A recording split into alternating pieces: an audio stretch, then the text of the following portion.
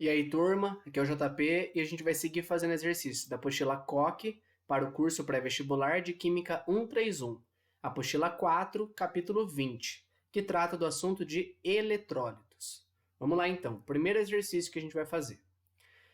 As substâncias dissolvidas em água dividem-se em partículas cada vez menores, mas em alguns casos a divisão nas moléculas interrompe-se e então a solução não consegue conduzir corrente elétrica.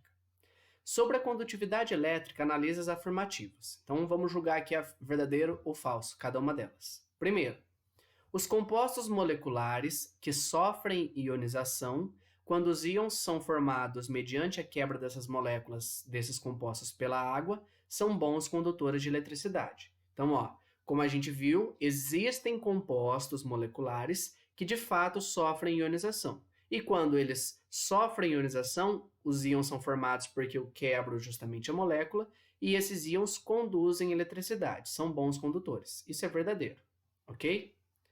Segunda afirmação agora. A dissolução de álcool etílico, composto por moléculas polares, em água pura promove a formação de íons, tornando a solução eletrolítica. Cuidado, álcool é uma substância orgânica, tá?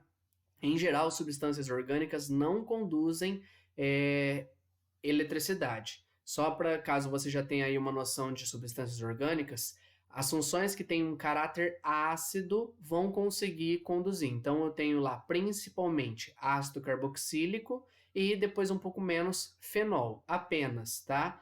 Álcool não conduz eletricidade, porque não consegue haver essa formação de íons. Então, eu não tenho uma solução eletrolítica. Ok? Então, isso é falso porque eu não formo íons.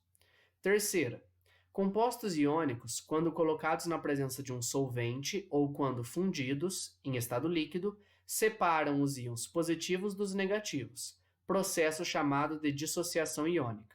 Assim, íons livres permitem a condução de corrente elétrica.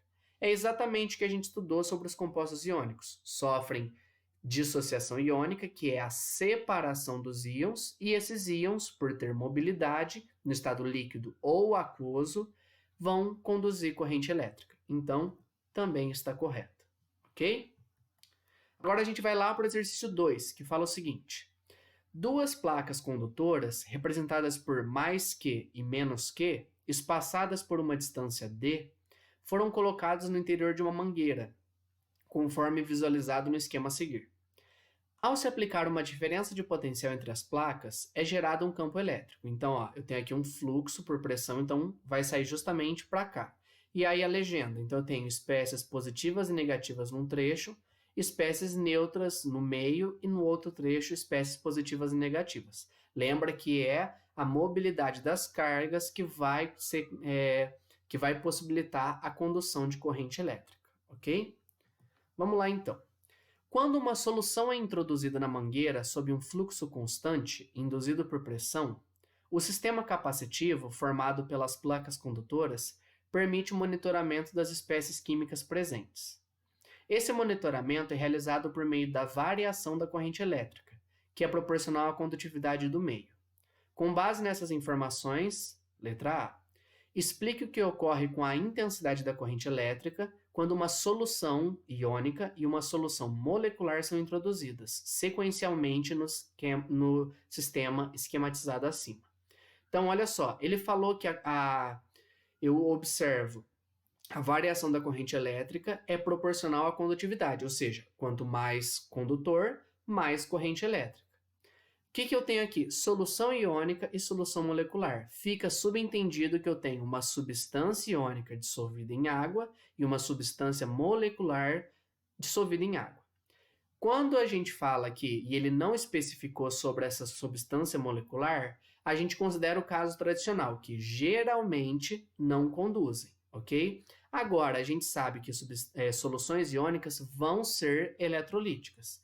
Assim, se eu tenho aqui uma solução que ajuda a conduzir, ou seja, aumenta a condutividade, eu observo que a corrente elétrica também vai aumentar.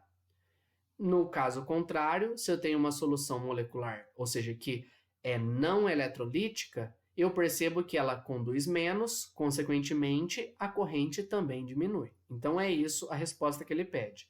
eu tenho uma solução iônica que aumenta a intensidade da corrente. Por quê? Porque aumenta a condutividade elétrica. Agora, eu tenho o contrário na introdução da substância molecular. Se fosse uma solução molecular, né, de um ácido, ele deixaria isso claro, ele daria a entender que teria um ácido. Como ele não falou nada, a gente entende que não acontece isso, ok? Continuando, letra B. Esboce um gráfico, condutividade versus tempo, que deverá ser observado após a introdução de, primeiro, uma solução de NaCl 0,10 mol por litro, seguida por um fluxo de água, e terceiro, ou outra solução de NaCl 0,20 mol por litro. Considere que cada uma das três soluções permaneça em contato com as placas condutoras durante 60 segundos. Então, vamos lá. Eu tenho um gráfico com dois eixos, condutividade e tempo. Esse tempo, como eu tenho três partes, ele falou que cada parte dura 60 segundos. Tá aqui, ó. Condutividade. Não se preocupe aqui com unidade, coisas do tipo. A gente quer só uma tendência. Então, condutividade está aqui e o tempo de 60 em 60 segundos. Ok? Vamos lá. Solução de NaCl, a gente sabe que é uma solução iônica, ou seja, conduz bem.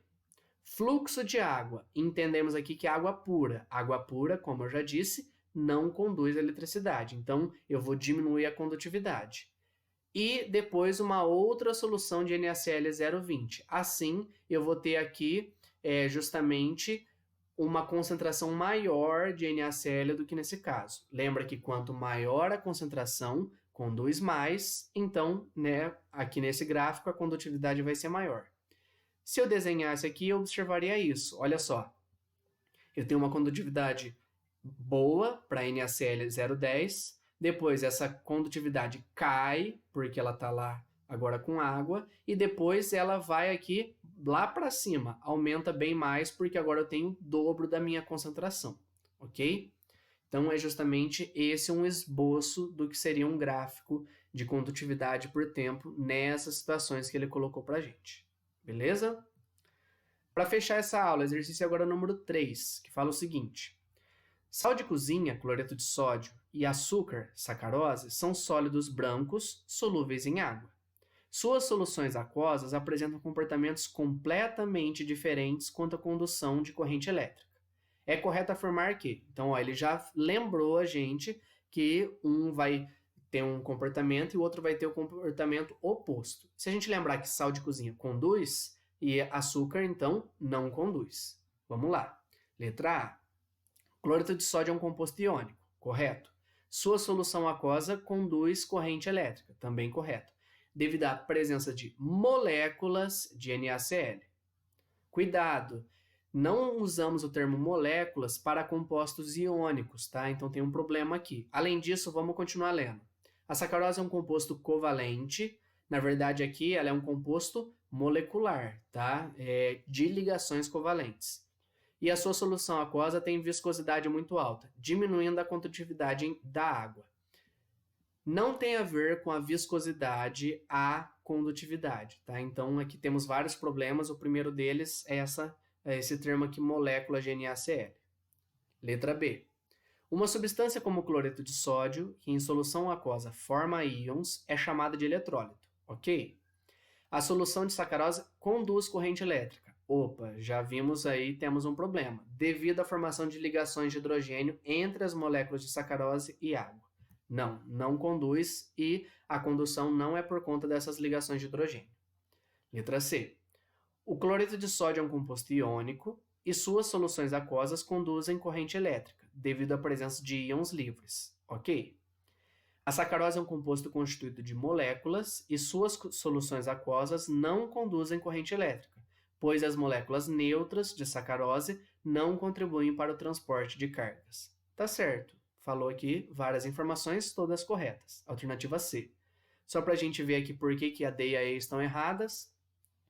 A dissolução de sacarose em água leva à quebra de moléculas de sacarose em glicose e frutose, e essas moléculas conduzem corrente elétrica. A solução de sal, por sua vez, apresenta condutividade menor que da água destilada. Temos aqui um problema porque não é a molécula que vai conduzir e a solução de sal não apresenta condutividade menor, tá? Então temos aqui problemas com relação à alternativa D. E por fim a E. Soluções aquosas de sacarose ou de cloreto de sódio apresentam condutividade elétrica maior do que aquela apresentada pela água pura, pois há formação de soluções eletrolíticas. Os íons formados são responsáveis pelo transporte de carga em ambos os casos. Cuidado, isso acontece com o cloreto de sódio, mas não com a sacarose, tá? Então, tá errado por conta disso.